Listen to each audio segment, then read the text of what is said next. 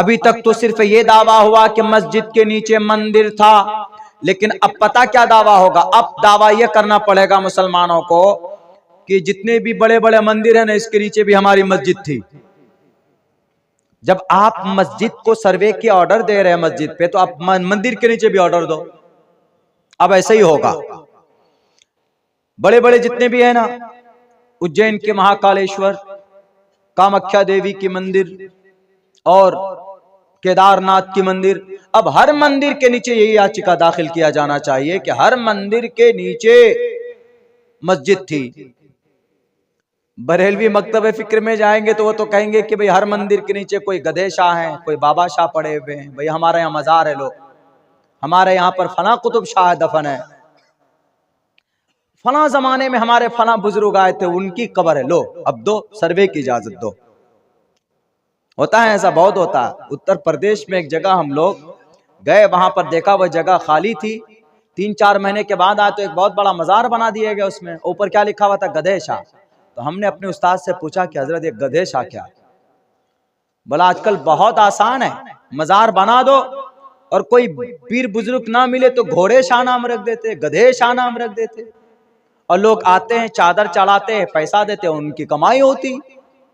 खुराफात है, इन सब में नहीं जाना चाहिए, बहुत गंदी चीज है, कुरान और शरीयत के खिलाफ है ये सब चीजें बहरक है। लेकिन फिर भी हमको एक अपना मुद्दा ढूंढना है कि भाई फला मंदिर के नीचे हमारे गधे शाह दबे हुए हैं बहुत दिनों से, इनके नीचे अब सर्वे की इजाजत दो। हमारी फला मस्जिद के नीचे मस्जिद पंज शाह है, निकालो, सर्वे की इजाजत दो। जब आप मस्जिद में दे सकते हैं तो आप मंदिर में भी दो, है कि नहीं? अब यही रास्ता लगता अपनाना पड़ेगा। अब कोई तरक्की नहीं, जाओ इंजीनियरिंग कॉलेज में ताला लगाओ, अब यही काम करो, सब सर्वे करो। 500 साल पहले क्या था, 600 साल पहले क्या था, और 1000 साल पहले कौन से मंदिर के नीचे क्या था। अब होते होते सुप्रीम कोर्ट के नीचे भी पहुंचा, इसके नीचे भी कुछ दफन किया हुआ। अजीब है, ये सब चीजें खामखा पूरी दुनिया बेवकूफी की नजर से देखती है हमारे मुल्क हिंदुस्तान को।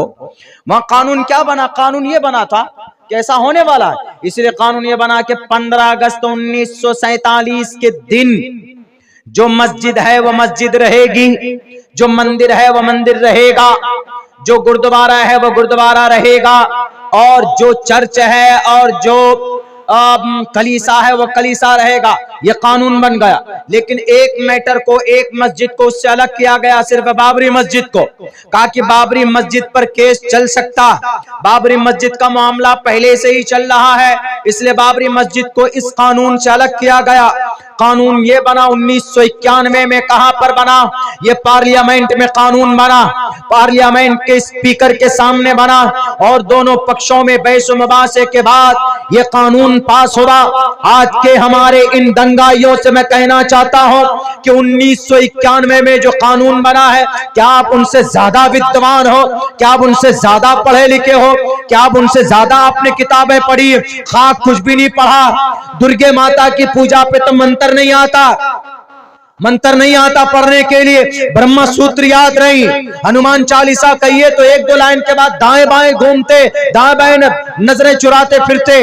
अब फिर बात करते हैं कि नहीं हमसे बड़ा कोई विद्वान नहीं है, हम सब कुछ जानते, हम सब कुछ पढ़े हुए। मेरे भाइयों, उस वक्त कानून बना था कि 15 अगस्त 1947 में जिस दिन देश आजाद हुआ, उस दिन जो मस्जिद थी वो मस्जिद रहेगी, उस दिन जो मंदिर था वो मंदिर रहेगा। उसके बाद कोई भी मैटर अगर लेकर आएगा कि नहीं जनाब यहाँ 15 अगस्त के बाद 1947 के बाद में यहाँ पर हमारी मस्जिदें घुसी हुई है, मस्जिद के नीचे हमारी मंदिर टूटी हुई है, हमारी फला मूर्ति का सर निकला, किसी का पैर निकला, शिव जी का कोई अंग निकला, मुझे तो ये कहना है कि इन बादशाहों ने अगर मस्जिद बनाई है कहीं पर, तो किसी मंदिर को तोड़कर मस्जिद नहीं बनाई गई। क्यों? क्योंकि मंदिर तोड़कर अगर मस्जिद बनाएंगे तो क्या गसब की हुई जमीन पर मस्जिद बनाना जायज है? बिल्कुल जायज नहीं। मैं भारत की जुडिशरी से भी कहता हूं, अदालत आलिया से भी कहता हूं, अदालत उज़्मा से भी कहता हूं कि हमारे जज साहब, इस्लाम तो पहले से मना करता है कि किसी का मंदिर तोड़कर मस्जिद नहीं बनाई जा सकती। या किसी की जबरन जमीन कब्जा करके मस्जिद नहीं बनाई जा सकती। आपके गांव में भी अगर कोई मस्जिद किसी की जबरदस्ती जमीन कब्जा करके अगर कोई मस्जिद बनाएगा तो मस्जिद बन जाएगी? मस्जिद जायज है बनाना? बिल्कुल नाजायज और हराम। जनाब मोहम्मदुर रसूलुल्लाह सल्लल्लाहु अलैहि वसल्लम जब हिजरत करके मदीना पहुंचे तो आप अलैहिस्सलातु वस्सलाम ने इरादा किया कि हम यहाँ पर एक मस्जिद बनाए। तो जमीन खोजी गई, दो मासूम बच्चे, दो यतीम बच्चे, उनकी प्रॉपर्टी, उनकी एक जमीन खाली थी, तो उनके जो वारिस थे उनसे बात की गई और ये कहा गया कि इस जमीन पर मस्जिद बनाना चाहते हैं मोहम्मद रसूलुल्लाह सल्लल्लाहु अलैहि वसल्लम। तो उनके उन दोनों यतीम बच्चों के वारिस जो भी थे, वली उनके जिम्मेदार, वो बड़े खुश हुए कि हमारे इन दोनों बच्चों के लिए और हमारे लिए बड़ी सादत की बात है, ए मोहम्मद अलैहिस्सलाम हमारी जमीन मस्जिद के लिए चुनी जा रही, इससे बड़ी सादत मंदी की बात क्या होगी।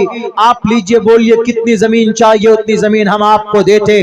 मोहम्मद रसूलुल्लाह सल्लल्लाहु अलैहि वसल्लम ने कहा कि तुम ये मत सोचो कि हम तुम्हारी जमीन फ्री में ले लेंगे। फ्री में अगर तुम देना चाहते हो तो बहुत अच्छी बात है, तुम्हारी बहुत अच्छी सोच है, लेकिन मस्जिद की जमीन फ्री में नहीं ली जाएगी। बताओ कीमत कितनी? उस मस्जिद की जमीन की कीमत तय की गई और तकरीबन 10 दीनार या 10 दिरहम तय की गई, और उस 10 दिरहम को अदा करने वाले हजरत अबू बकर सिद्दीक रज़ी अल्लाह ताला अन्हु से जनाब मोहम्मद रसूलुल्लाह ने कहा कि अबू बकर सिद्दीक तुम इसको 10 दिरहम दे दो और इस जमीन पर कब्जा कर लो, यानी जमीन पर मस्जिद का काम शुरू करो, उसकी तैयारी करो। फ्री में जमीन लेकर अल्लाह के नबी ने भी एहतियात बरती है ताकि कल चलकर कोई ये ना दावा करे कि हमारी जमीन पर नाजायज कब्जा होकर मस्जिद बनाई गई। तो इससे साफ पता चलता है भारत के लोगों, इससे साफ पता चलता है आरएसएस के लोगों, इससे साफ पता चलता है वीएचपी के लोगों, इससे साफ पता चलता है संभल मुरादाबाद के वहां के वुकला और वहां के जज साहिबान, सुनिए मेरे नबी ने इतनी एहतियात बरती है। आप अलैहिस्सलाम ने कीमत देकर जमीन खरीदी तब जाकर मस्जिद बनाई है। तो इससे वाज़ेह होता कि किसी भी मस्जिद को बनाने के लिए जमीन पर नाजायज कब्जा नहीं किया जा सकता है। जब जमीन पर नाजायज कब्जा करना दूर की बात है तो किसी मंदिर या किसी घर को तोड़कर मस्जिद कैसे बनाई जा सकती? इस्लाम तो पहले से मना करता। ये तो खामखा की बात। पता है वहां पर झगड़ा किस बात का है? बाबरी मस्जिद में तो झगड़ा था कि रामचंद्र जी पैदा हुए। हमने कहा था कि भाई राम तो परमात्मा है और परमात्मा जो होता है वो पैदा नहीं होता। परमात्मा कोई खुदा पैदा होता है? अल्लाह पैदा होता है? नहीं होता है। कुल हु अल्लाहु अहद अल्लाहुस समद लम यलिद वलम यूलद वलम यकुल लहू कुफुवन अहद। अल्हम्दुलिल्लाह सूरह इखलास है, आपका विश्वास है। हिंदू धर्म के अंदर भी ऐसा ही है। न तस्य कश्चित पतरस्ती लुके न चिस्ताने वच्चतिस्य लिंगम सकारनम करना दीपा दीपो न चास्य कश्चित जनिता न चा दीपा। उपनिषद का मंत्र है, पहले वेद है, फिर पुराण है, फिर उपनिषद है। उपनिषद का मंत्र है। इसमें क्या लिखा है? इसमें यह लिखा है कि जो परमात्मा होता है वो पैदा नहीं होता। तो श्री रामचंद्र जी जब परमात्मा है तो फिर वहां बाबरी मस्जिद के नीचे कैसे पैदा हुए? सोचने की बात है। वो तो दुनिया ने देखा है कि जबरन जमीन ली गई, मस्जिद पर फैसले आए।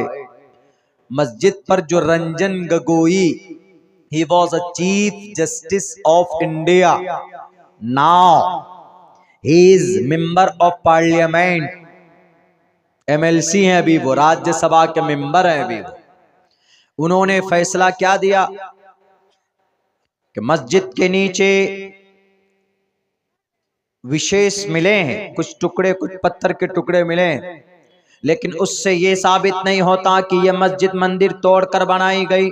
एक दूसरी बात ये कि इसका कोई प्रमाण ही नहीं है कि इस मस्जिद के नीचे कभी मंदिर था। ये सारी बातें लिखी गई, सुप्रीम कोर्ट ने एक्सेप्ट किया, लेकिन आखिर में क्या फैसला दिया?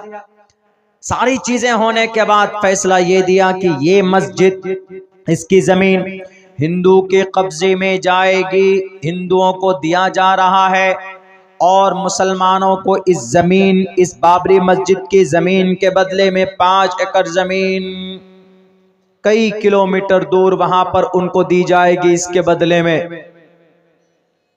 क्यों ये फैसला दिया? यानी दलील कुछ और है और फैसला कुछ और है। जो कातिल होगा उसी को ने सजाए फांसी देंगे। ये कह रहे हैं ये मर्डरर है, कातिल है, रेप किया है, लेकिन इसको बाइज्जत बरी की जाती है, तो बात तो समझ में नहीं आएगी। लेकिन पता क्यों ऐसा फैसला दिया था? सिचुएशन को समझकर। सिचुएशन ये थी, चीफ जस्टिस जानता था कि अगर बाबरी मस्जिद दलील के आधार पर, प्रूफ और सबूत के आधार पर ये मस्जिद मुसलमानों की है, थी और है और रहेगी, लेकिन अगर मुसलमानों के लिए फैसला कर दिया हमने तो पूरे भारत के अंदर आग लग जाएगी, दंगे फसादात होंगे, रोकना मुश्किल हो जाएगा। तो उन्होंने देखा कि अगर हम ये मस्जिद की जमीन आरएसएस, बजरंग दल, शिवसेना के मंशा के मुताबिक उनको दे देते हैं तो मुसलमान सब्र कर लेंगे। क्यों? क्योंकि ये मुसलमान कभी भी दंगा फसाद और तशद्दुद इस चीज को पसंद नहीं करते। ये अमन वाली कौम है, वो सब्र कर लेंगे, क्योंकि उनका स्टेटमेंट पहले से ये है कि सुप्रीम कोर्ट का जो भी फैसला आएगा हम मानेंगे। वहीं से दिमाग फिरा चीफ जस्टिस का और उन्होंने सोचा कि मुसलमान तो पहले स्टेटमेंट दे चुके हैं तो मुसलमान दंगा फसाद नहीं करेंगे, तो एक बहुत बड़ी लड़ाई, एक बहुत बड़ा दंगा फसाद को मैं रोक सकता हूं। इसीलिए उन्होंने कातिल को कातिल न कहकर, जो मुजरिम था, रेपिस्ट था, फसादी था, दलील सब कुछ उसके अगेंस्ट में है, उसके बावजूद भी उसको फांसी की सजा नहीं दी गई। क्यों? क्योंकि माहौल भारत का ऐसा नहीं था। मेरे भाइयों, सुप्रीम कोर्ट भी, चीफ जस्टिस भी इस बात को जानता था कि अगर कोई अमन को बहाल रख सकता है इस भारत के अंदर तो वो सिर्फ एक ही कौम है, वो मुसलमान है। और अल्हम्दुलिल्लाह मुसलमानों ने जहर का घोट पिया जरूर, लेकिन मुसलमान कभी भी पत्थरबाजी पर नहीं उतरा। क्या सुप्रीम कोर्ट के फैसले के बाद में कहीं पर दंगा हुआ? क्या सुप्रीम कोर्ट के फैसला आने के बाद में किसी की दुकान जलाई गई? क्या सुप्रीम कोर्ट का बाबरी मस्जिद के खिलाफ, बाबरी मस्जिद राम मंदिर का फैसला आया तो कहीं पर कोई प्रोटेस्ट किया गया? सिर्फ इतना जरूर हुआ था, सुप्रीम कोर्ट का फैसला आने के बाद यूं कहा गया था कि रिव्यू पिटीशन दायर करेंगे। जब रिव्यू पिटीशन दिया गया तो उसको खारिज किया गया। यहां तक कि यूनाइटेड नेशन, अक़वाम मुत्तहिदा में भी इस मैटर को नहीं लेकर पहुंचाया गया। इसलिए और कितना नुकसान होगा इस देश का, इस मुल्क का। जितना अकीदा हमारे हिंदुस्तान के अंदर हिंदू भाइयों का है, गहरा है, आस्था है, उनसे कहीं ज्यादा हमारा अकीदा हमारे मस्जिद के ताल्लुक से है, हमारे अल्लाह के ताल्लुक से है, हमारे कुरान के ताल्लुक से है। इसीलिए सुन लो दुनिया के लोगों, तुम नहीं जानते हो ये मुसलमान कितने अमन परस्त है। ये मुसलमानों ने अपनी जमीन और अपनी मस्जिद शहीद होता हुआ, टूटता हुआ देखा, उसके बावजूद भी सुप्रीम कोर्ट, भारत की अदलिया का, सुप्रीम कोर्ट का चीफ जस्टिस के फैसलों का एहतराम किया। दुनिया जानती है, दुनिया ने लिखा है अपनी अपनी तारीख की किताबों में कि बाबरी मस्जिद दलाइल मस्जिद के फेवर में थे, लेकिन फिर भी मंदिर के हक में फैसला हुआ। वो सिर्फ इसलिए हुआ कि अगर भारत के अंदर अगर कोई निजाम अमन को बहाल रख सकता है तो ये टोपी और दाढ़ी वाले ये मुसलमान बहाल रख सकते हैं। और अल्हम्दुलिल्लाह ऐसा होगा। दुनिया नहीं जानती है तो जान ले, अमन परस्त अगर कोई कौम है इस धरती पर तो वो मुसलमान है। वो कभी भी जुल्म तशद्दुद का रास्ता नहीं अपना सकता। थोड़ी बात क्या हुई, फौरन निकल गए पत्थर लेकर। थोड़ी सी बात क्या हुई, फौरन निकल गए डीजे लेकर मस्जिद के सामने, गाना डिस्को बजा रहे हैं। ये सब दंगा है। कौन करा रहे हैं ये सब सिर्फ जुलूस के अंदर में हमारे इस देश के अंदर जो उग्र तंजीम है आरएसएस, वीएचपी, बजरंग दल, शिवसेना, यही लोग कराते। बहरकैफ मुसलमानों, ये तो तारीखी बात थी जो आप लोगों के सामने मैंने पेश की है। ये मस्जिद थी हमारी जो चली गई, और कुछ मस्जिदें ऐसी है जो आज भी हम उन मस्जिदों के लिए रो रहे हैं। वो ये कि अभी एक मस्जिद के ऊपर में और केस शुरू हो गया। कौन सी मस्जिद? संभल, सिंबल नहीं है वो, लफ्ज संभल है। संभल मुरादाबाद में है। मैं गया हूं, चूंकि मैं उधर पढ़ा हूं संभल में। मुरादाबाद जिला है। मुरादाबाद से जस्ट करीब 22-23 किलोमीटर की शायद दूरी है। अभी पिछले महीना प्रोग्राम भी हुआ था वहां पर हमारा। तो उस मुरादाबाद में संभल है, संभल जगह है, वहां पर वो मस्जिद है और बहुत अच्छी आलीशान अंदाज में बनाई गई। कहा जाता है कि ये मस्जिद 1529 में बाबर ने ही बनवाया था। ये किसने लिखा, कहाँ लिखा? अकबरनामा बाबरनामा किताब है। अकबरनामा में अकबर की जीवनी लिखी हुई है, बाबरनामे में बाबर की जीवनी लिखी हुई है। भारत के अंदर मुस्लिम इंपेयर में सबसे पहले, जो मुगल साम्राज्य में सबसे पहले बाबर आया, बहुत कम उम्र में आया था बाबर, तो उनके ऊपर ज्यादा आरोप लगता है बाबर के ऊपर। तो कहा जाता है कि बाबर आया और बाबर ने 1529 के अंदर वहां पर कोई मंदिर था, उस मंदिर को तोड़कर मस्जिद बनाई। असल झगड़ा कहां से पता है? असल झगड़ा एक मंत्र मैंने पढ़ा है खुतबे में, क्या है? शंबल गराम गुख्य सबाराहमाणय सगहातमण भवने विष्णु यशश कल की प्रादुर्भविष्यति शंबले। बहुत पुराना मंत्र है, पुराण का मंत्र है, संस्कृत में है। लफ्ज संभल है ना, झगड़ा यहीं से है, संभल से। हिंदुओं का अकीदा है, टोटल हिंदुओं का अकीदा यह है कि आखिर जमाने में, हिंदुओं के यहाँ 4 जमाना होता है ना, सतयुग, त्रेतायुग, द्वापर युग, कलयुग। सतयुग जा चुका है, त्रेतायुग जा चुका है, द्वापर युग जा चुका है, ये कलयुग है। इसकी डिफिनेशन हम करेंगे तो बहुत टाइम लगेगा। तो ये कलयुग है, और कलयुग में गुनाह ज्यादा, अच्छाई कम। 75% गुनाह बुरे काम होंगे और 25% ही